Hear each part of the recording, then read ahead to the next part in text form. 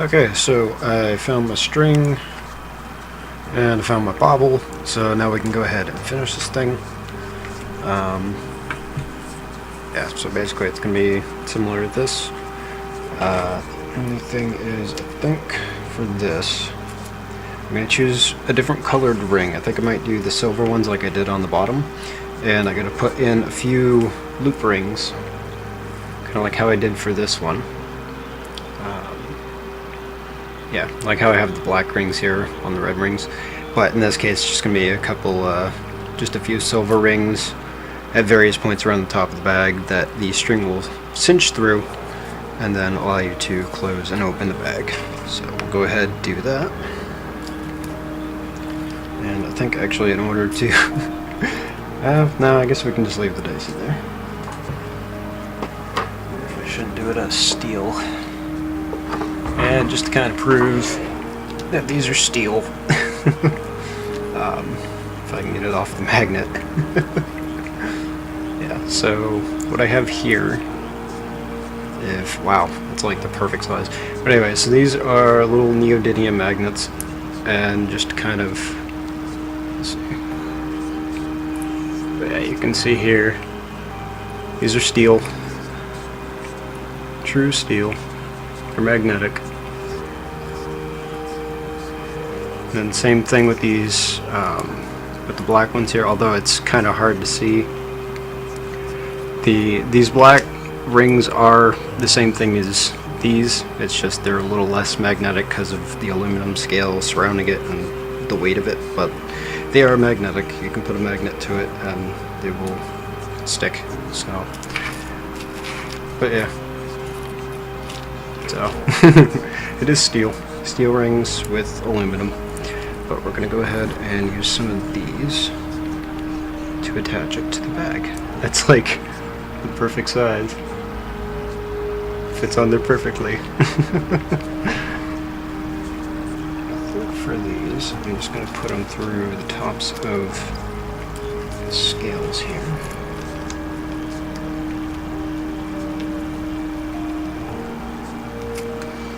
And we're going to do every other scale.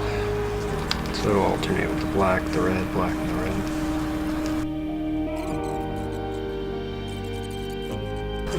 We'll do like 2 more. I think that should be enough. Oh, come on.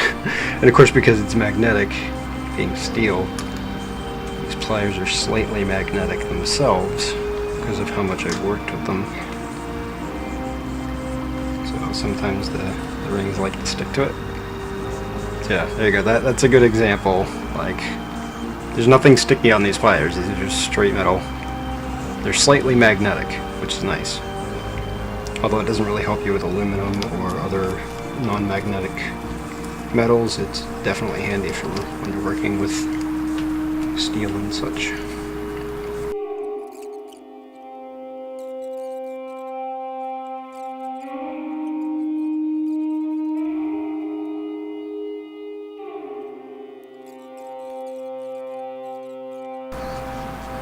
Alright, oh, wait. Why do we have an extra ring?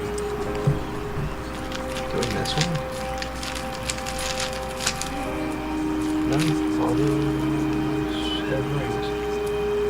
Oh, I guess we have one extra. Okay.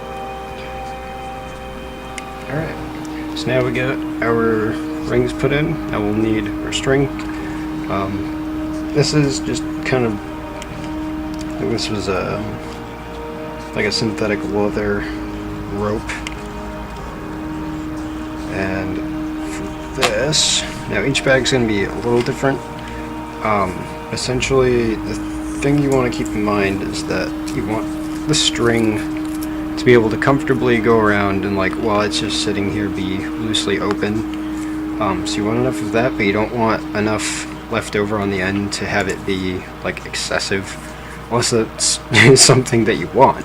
I could totally do that, but usually I'll trim it off so it's like that, so it's about the same length as it is tall when it's fully open.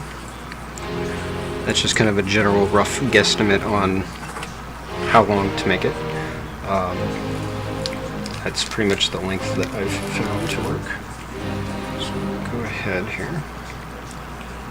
And the way I do it, so I'm just kind of loosely let it lay over it. Then give it enough material so it looks like 3 times around. So right about there. That's where I want to make my cut. Right about here. Go ahead, grab my scissors here, and just give it a little snip. There we go. Alright. So now that's done, you can go ahead and set that aside. And then what we want to do is take one end and just kind of I guess, figure out where we want the end of it to come out. So let me see if I can find that silver face. Yeah, so I want it to match up with that side of the bag. So I'm going to do my loop out of these two rings here.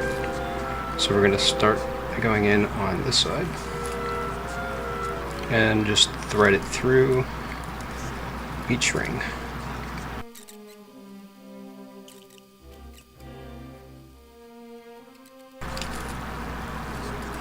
Alright, there we go. Alright, so now that we've got it fed through all of our rings, let's go ahead and match our ends up. Bring them to the same length, and then give it a nice little test closing here. Sorry. Punching my mic here. Yeah, so that's pretty much about as closed as it's going to go. So you can see it there. Yeah, so that's it closed. And then you can see that we have plenty of access here, which is good, because what we're going to end up doing with a good majority of it is tying it into a nice big fat knot so that the bobble can't come back off the end. But first thing we're going to do, because you can actually slip it through with just one knot, we'll go ahead and tie just a simple overhand knot in the end, cinch it up nice and tight. So we're even going to take our pliers here, grab the end, just really give it a good ream. So that way it stays closed, not going anywhere. And then go ahead and we'll take our bobble. Now this is just a simple little cheap, I think these each are like 10-15 cents or so a piece. I got like a bag of 10 of them for like $1.50, $2 or something. So they're not expensive, but they work very well. They're nice quality plastics. It's got a nice little stainless spring in there. And then what you do is you want to press it and keep it depressed while you feed through the initial string and pull it through. And then from here,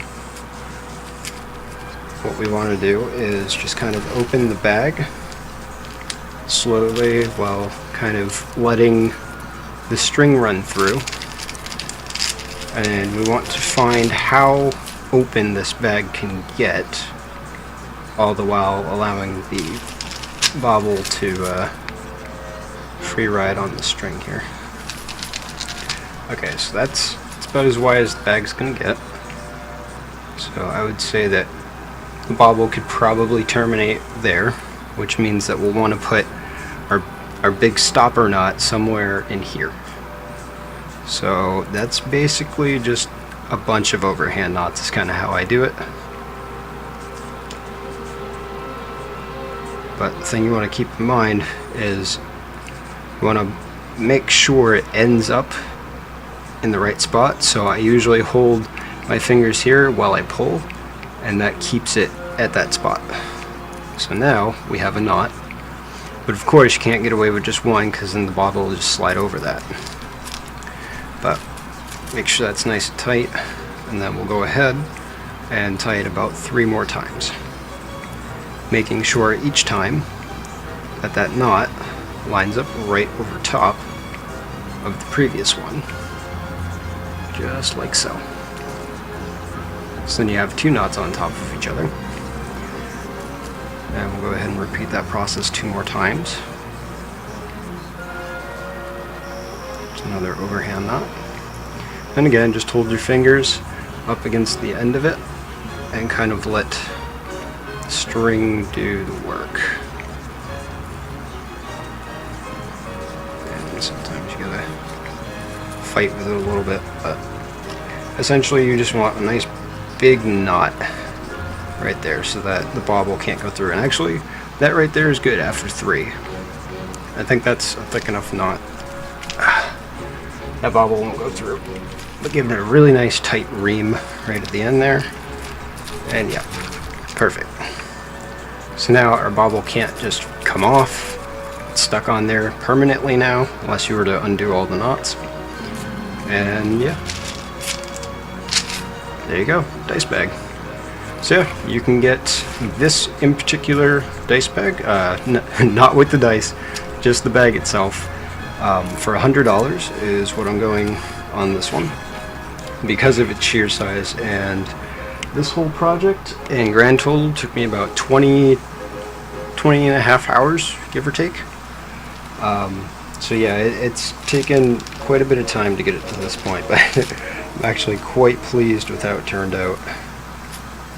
So yeah, see if I can cinch it up a little tighter here. There we go. Yeah, you can see that we have a good amount of space between the bobble and the knot, so plenty of room for it to open up for you to reach in there, grab your dice out, and yeah, so that is my large scale mail dice bag. Ooh, and we lost a die.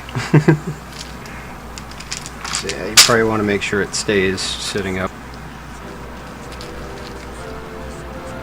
There we go. Yeah, just kind of like that. Then I'll throw a little ring or something on the inner. I might need a bigger one. Yeah, so I like to put a ring on the end, usually, but I think I'll need a bigger one for this. Actually, I found a really cool kind of like purpley chromish colored ring here I had kicking around in one of my side slots on my inventory here. So I think we'll use this one. I think that'll look nice.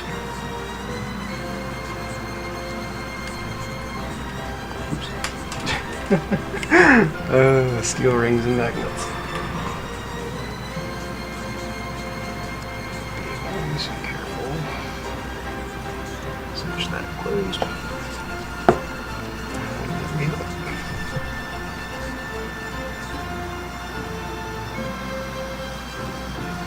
Just because I want that to stay like kind of on the end. Yay! Just have a little bobble on the end there, or the little ring. Just cause. I have an orange one on mine here, so. Although I left it kind of loose instead of doing that, but I mean, you know, you just pull it off the knot if you want. But yeah, there you guys go.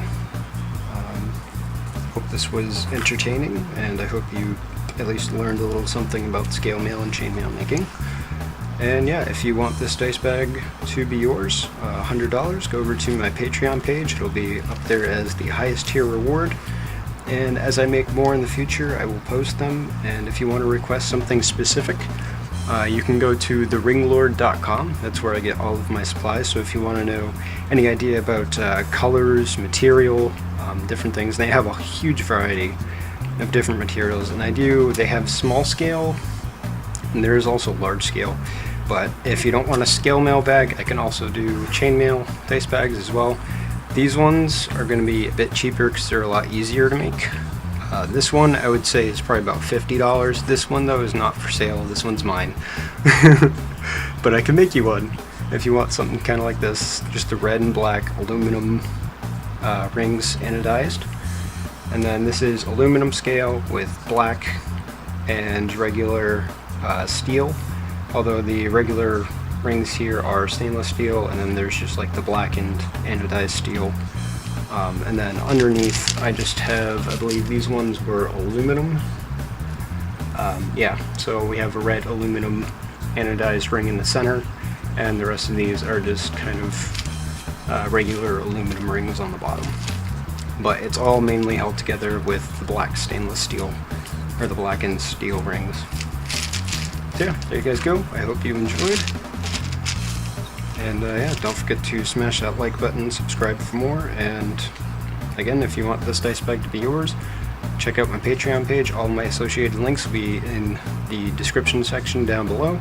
Thank you guys for watching, and I'll see you in the next video.